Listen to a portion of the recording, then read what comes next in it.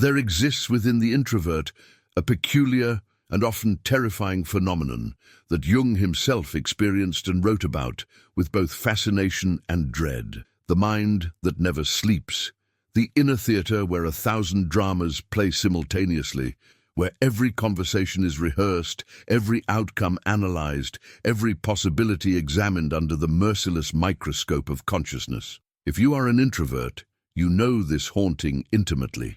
You know what it means to be pursued by your own thoughts, to find no escape from the relentless commentary that runs like a river beneath everything you do, say, or even think about doing or saying. This is not the gentle introspection that popular culture celebrates in its sanitized version of introversion.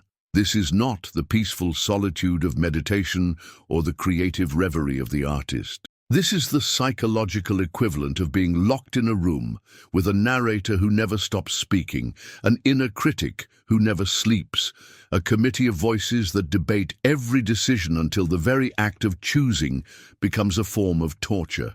The introvert's mind is not a sanctuary, it is a haunted house where the ghosts are their own unlived possibilities, their unspoken words, their suppressed desires, and their deepest fears. Jung understood this phenomenon because he lived it. In his Red Book, he documented his own descent into what he called active imagination, his dialogue with the autonomous complexes that inhabited his psyche like independent beings. He discovered that the introvert's rich inner world is not simply a product of their personality type, but a direct result of their encounter with what he termed the objective psyche, the layer of consciousness that exists beyond personal experience, where archetypal forces move like ancient gods demanding recognition, worship, or at the very least, acknowledgement. The haunting begins early for most introverts. As children, they discover that their inner world is more vivid, more compelling, and often more real than the external world that others seem to navigate with such ease. They retreat into this inner realm not from weakness, but from an instinctive recognition that something profound awaits them there. But what they find is not always friendly.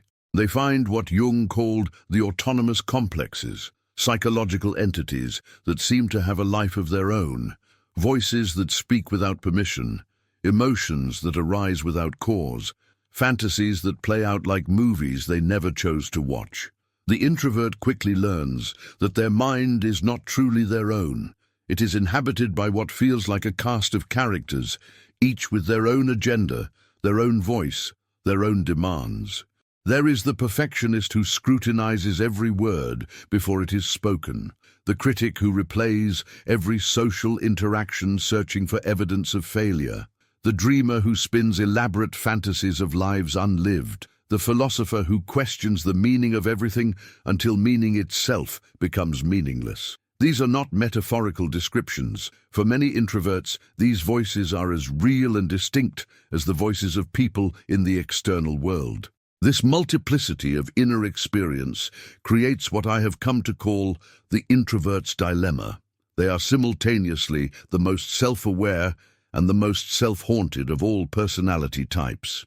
Their capacity for self-reflection, which could be their greatest strength, becomes their greatest torment when it operates without wisdom, without boundaries, without the conscious recognition that not every thought deserves attention, not every voice deserves an audience, not every fear deserves consideration.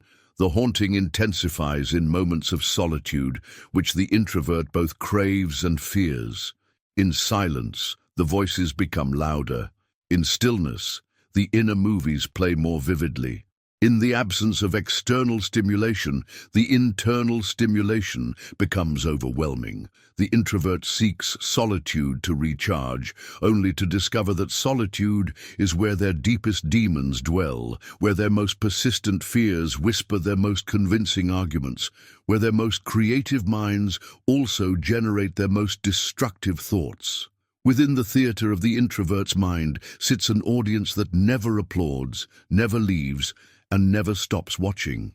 This is what Jung called the shadow audience, the internalized voices of every person who has ever judged them, every critical gaze they have ever felt, every moment of social rejection or misunderstanding crystallized into a permanent jury that deliberates over their every move. The introvert carries this audience wherever they go, and it is this invisible crowd that transforms simple social interactions into elaborate performances where the stakes always feel impossibly high.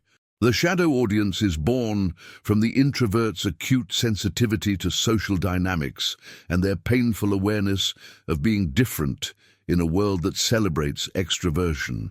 From childhood, they learn that their natural responses, their need for processing time, their discomfort with small talk, their preference for depth over breadth, are somehow wrong, inadequate, or antisocial. They internalize these messages until they become a persistent inner commentary that narrates their social failures in real time and replays their awkward moments in an endless loop of self-torture. This phenomenon manifests most acutely in what I call conversational haunting. The introvert finishes a social interaction only to have their mind immediately begin the autopsy. Every word they spoke is dissected for signs of stupidity. Every pause is analyzed for evidence of awkwardness. Every facial expression they noticed in others is interpreted as disappointment or judgment.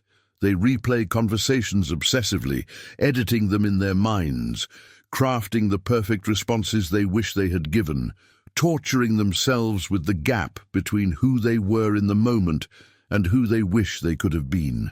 But the shadow audience does more than criticize past performance.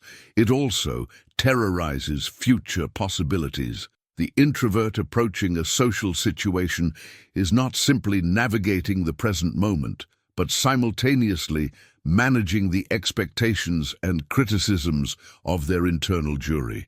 They rehearse conversations that may never happen, prepare for rejections that may never come, and exhaust themselves defending against attacks that exist only in their imagination. The simple act of entering a room becomes a theatrical performance where they are simultaneously the actor, the director, and the harshest critic in the audience. Jung recognized that this shadow audience is not simply neurotic self-criticism, but a manifestation of what he called the collective shadow, the accumulated judgments and rejections that society directs toward those who do not conform to extroverted norms. The introvert becomes a repository for cultural messages about what it means to be socially acceptable, and their mind becomes a courtroom where they are perpetually on trial for the crime of being themselves. The tragedy of the shadow audience is that it prevents the introvert from ever being fully present in their own life. They are always performing, always editing, always preparing for the next judgment. Even in moments of genuine connection, part of their awareness is turned inward, monitoring their performance, checking for signs of approval or disapproval, ready to retreat at the first hint of rejection. They become prisoners of their own self-consciousness, unable to trust that they might be acceptable exactly as they are. This internal persecution takes a profound toll on the introvert's relationship with their own authentic self. They begin to experience what Jung called persona inflation. They become so identified with the mask they wear for others that they lose contact with who they really are beneath the performance. The shadow audience demands such constant attention that the introvert's true voice becomes whisper quiet, drowned out by the cacophony of imagined criticism and anticipated judgment. The most insidious aspect of the shadow audience is that it masquerades as protection. The introvert's mind convinces them that by constantly rehearsing, analyzing, and preparing, they can avoid the pain of social rejection. But in reality, the shadow audience creates the very thing it claims to prevent. It makes genuine connection impossible by keeping the introvert trapped in their head instead of present in their heart. Deep within the introvert's psyche lies what Jung might have recognized as a form of intellectual purgatory, an endless labyrinth where every thought branches into 1,000 more thoughts. where every question spawns a dozen new questions, where the simple act of making a decision becomes a journey through infinite possibilities that leads nowhere and everywhere at once.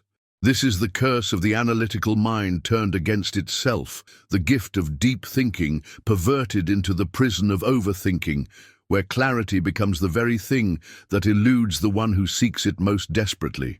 The introvert enters this labyrinth innocently enough. They possess a natural inclination toward reflection, a genuine desire to understand themselves and their world more deeply. But what begins as healthy introspection quickly becomes pathological when the introvert discovers that their mind has no natural stopping point, no built-in mechanism that says, "Enough analysis, time for action." Instead, they find themselves capable of examining any situation from an infinite number of angles, considering every possible outcome, anticipating every potential problem, until the very richness of their analytical capacity becomes their psychological quicksand. This labyrinth manifests most tortuously in decision-making. What should be simple choices, which restaurant to visit, what to say in a text message, whether to accept a social invitation, become epic internal dramas involving cost-benefit analyses that would impress a team of consultants. The introvert's mind generates scenarios within scenarios, considers the implications of implications, worries about the consequences of consequences until the original decision point has long passed and they are left paralyzed by the very thoroughness of their own thinking. But the labyrinth is not merely about external decisions, it extends into the most intimate chambers of self-knowledge. The introvert becomes an archaeologist of their own psyche, endlessly excavating their motivations, examining their feelings, questioning their desires. They analyze their analysis, think about their thinking, feel guilty about their feelings until they are so far removed from the original experience that they no longer know what they actually think, feel, or want. They become lost tourists in their own inner landscape, carrying maps that lead only to more maps. Jung understood that this analytical paralysis stems from what he called the transcendent function gone awry. In healthy psychological development, the transcendent function allows us to hold the tension between opposites until a new understanding emerges. But in the haunted introvert, this function becomes hijacked by perfectionism and fear. They cannot tolerate the discomfort of not knowing, cannot bear the anxiety of uncertainty, so they analyze endlessly, hoping that if they think hard enough, long enough, deep enough, they will finally arrive at the perfect understanding that will make all decisions clear and all actions guaranteed to succeed. The labyrinth feeds on the introvert's greatest strength and transforms it into their greatest weakness. Their capacity for nuanced thinking becomes an addiction to complexity. Their appreciation for subtlety becomes an inability to see the forest for the trees. Their desire for authenticity becomes a paralysis that prevents them from taking any authentic action at all. They become what Jung might have called provisional personalities, people who are always preparing to live, but never actually living, always getting ready to be authentic, but never actually being authentic. Perhaps most tragically, the labyrinth convinces the introvert that their endless analysis is productive, even noble. They mistake mental motion for progress, psychological activity for growth, intellectual complexity for wisdom. They become addicted to the familiar pain of overthinking because it feels safer than the unfamiliar risk of decisive action. The labyrinth becomes their comfortable prison, a place where they can hide from the vulnerability of actually engaging with life while maintaining the illusion that they are doing important inner work. The walls of this labyrinth are built from what I call analysis addiction, the unconscious belief that perfect understanding must precede right action, that all variables must be considered before any choice can be made, that uncertainty is dangerous and must be eliminated through thinking rather than embraced through living.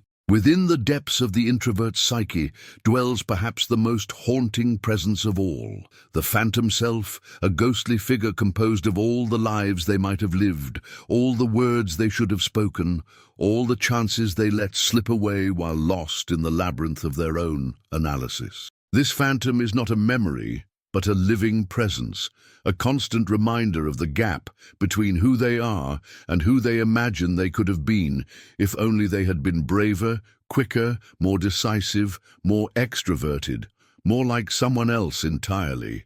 Jung wrote extensively about the unlived life and its power to torment the psyche. For the introvert, this concept takes on a particularly cruel dimension because their rich inner world allows them to imagine alternative versions of themselves with stunning clarity and detail. They can see, with painful vividness, the person they would be if they spoke up in meetings, if they approached strangers at parties, if they took risks without analyzing them to death, if they lived from instinct rather than intellect. This phantom self becomes a constant companion, a reproachful presence that whispers of missed opportunities and roads not taken. The phantom self is born from the introvert's acute awareness of their own potential, coupled with their chronic hesitation to actualize it. They possess deep insights, but rarely share them until the moment has passed. They have profound feelings, but struggle to express them until the relationship has ended. They see solutions to problems, but remain silent while watching others fumble toward less elegant answers. Each instance of hesitation, each moment of holding back, each choice to retreat into safety rather than step into risk feeds the phantom self, making it more real, more present, more torturous. This ghostly presence manifests most powerfully in what I call retroactive regret, the introvert's tendency to replay situations not as they actually happened, but as they could have happened if they had acted differently. They rewrite conversations in their minds, imagining themselves as eloquent, confident, spontaneous. They re-experience social gatherings where they were wallflowers, picturing themselves as magnetic storytellers holding court. They revisit moments of potential romance where they remained silent, fantasizing about declarations of love that never came. The phantom self lives all these alternative lives with such vividness that the introvert begins to grieve for experiences they never actually had. But the phantom self is not merely a collection of regrets. It is an active force that haunts the introvert's present moments. When faced with new opportunities, they hear the phantom's whispered accusations. You'll just disappoint yourself again. You'll hesitate, analyze, overthink until the moment passes just like always. The phantom self becomes a self-fulfilling prophecy, convincing the introvert that they are destined to remain perpetually on the sidelines of their own life, watching others live with the spontaneity and courage they can only imagine. The tragedy of the phantom self is that it prevents the introvert from recognizing the profound value of who they actually are.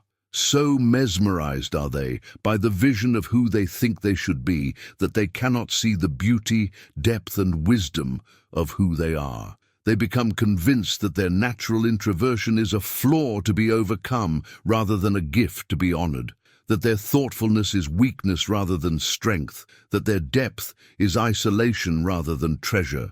Jung understood that the unlived life has power only when it remains unconscious, when it operates as a shadow force, pulling the psyche away from authentic engagement with the present moment. The phantom self grows stronger in darkness, feeding on the introvert's shame about their true nature and their fantasies about who they imagine they should become. It thrives on comparison, on the poisonous belief that there is a right way to be human, and they are doing it wrong. The phantom self whispers its seductive lies with the voice of possibility. If only you were different, if only you could change, if only you could become someone else, then your life would finally begin. But what it never reveals is the truth that Jung spent his lifetime teaching. The goal is not to become someone else, but to become more fully yourself. We arrive now at the threshold of transformation, the place where the introvert who has been haunted by their own mind discovers that the very forces that have tormented them can become the allies of their liberation. The journey from haunted to whole does not require the silencing of the inner voices, the dismantling of the shadow audience, the destruction of the labyrinth, or the banishment of the phantom self. Instead, it requires something far more radical: the conscious relationship with these autonomous forces, the recognition that what has been experienced as persecution can be transformed into partnership. Jung called this process individuation, the lifelong journey toward wholeness that requires not the elimination of psychological complexity, but the conscious integration of it. For the introvert, this means learning to distinguish between the voices in their mind that serve their growth and those that serve only their fear. It means developing what I call internal discernment, the ability to listen to their rich inner world without being enslaved by it, to honor their depth without drowning in it, to embrace their complexity without being paralyzed by it. The liberation begins with a profound shift in perspective. The introvert must stop seeing their internal complexity as a curse and begin recognizing it as a gift that requires conscious stewardship. Their capacity for deep analysis, when properly channeled, becomes wisdom rather than paralysis. Their sensitivity to social dynamics, when understood rather than feared, becomes intuitive intelligence rather than torment. Their rich fantasy life, when honored rather than shamed, becomes creative fuel rather than escapist prison. This transformation requires what Jung called holding the tension of opposites. The liberated introvert learns to be both solitary and connected, both reflective and decisive, both sensitive and strong. They discover that they do not have to choose between their inner world and the outer world, but can inhabit both fully, moving between them with conscious intention rather than unconscious compulsion. They learn to use their solitude not as escape from life, but as preparation for deeper engagement with it. The shadow audience that once terrorized them becomes a source of social intelligence.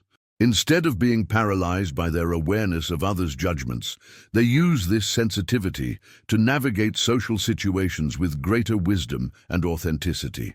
They learn that their natural ability to read between the lines, to sense the unspoken, to feel the emotional currents in a room is not a burden, but a superpower that, when used consciously, allows them to connect with others on levels that most people never reach. The analytical labyrinth transforms from a prison into a sacred space of contemplation.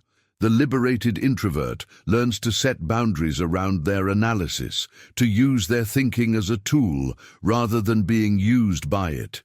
They develop what I call conscious procrastination, the ability to delay action not from fear, but from wisdom, taking the time they need to make decisions that align with their deepest values rather than their surface anxieties. Even the phantom self, that torturous reminder of unlived lives, becomes an ally in the process of conscious choice-making. Instead of being haunted by what they haven't done, the liberated introvert uses their vivid imagination to explore possibilities before committing to them. They learn to distinguish between genuine regret that calls for action and phantom regret that calls for self-compassion. Perhaps most importantly, the liberated introvert discovers that their greatest gift to the world is not their ability to become more extroverted, but their capacity to model a different way of being human. In a world that often mistakes noise for substance, speed for wisdom, and surface connection for depth, the conscious introvert becomes a living reminder of the value of reflection, the power of presence, the beauty of depth. They learn that their sensitivity is not a weakness to be hidden, but a strength to be honored, that their need for solitude is not antisocial, but essential for their well-being, that their preference for meaningful conversation over small talk is not snobbery, but authenticity. They become what Jung envisioned, individuated beings who have made peace with their own complexity and can therefore offer the world the gift of their authentic presence. The haunted mind becomes the liberated mind, not through escape, but through integration, not through simplification, but through conscious complexity, not through becoming someone else, but through becoming more fully themselves. If you recognize yourself in this journey from haunted to liberated, if you see your own inner theater in these descriptions, then your transformation begins with a single conscious choice: to stop fighting your introversion and start honoring it. Stop trying to become more extroverted and start becoming more authentically you. Subscribe to this channel if you're ready to dive deeper into the psychological wisdom that can transform your greatest challenges into your greatest strengths. Share this video with another introvert who needs to understand that their complexity is not a curse, but a gift waiting to be unwrapped. And most importantly, practice this today. The next time you catch yourself lost in analysis, ask, is this thinking serving my growth or my fear? The next time you hear your inner critic, ask, whose voice is this really? The next time you feel haunted by who you think you should be, remember who you actually are is already enough. Your mind is not your enemy. It's your unexplored ally. Your sensitivity is not your weakness. It's your hidden superpower. Your introversion is not your limitation. It's your liberation waiting to be claimed. The world doesn't need another extrovert. It needs you, exactly as you are, but conscious of who that is.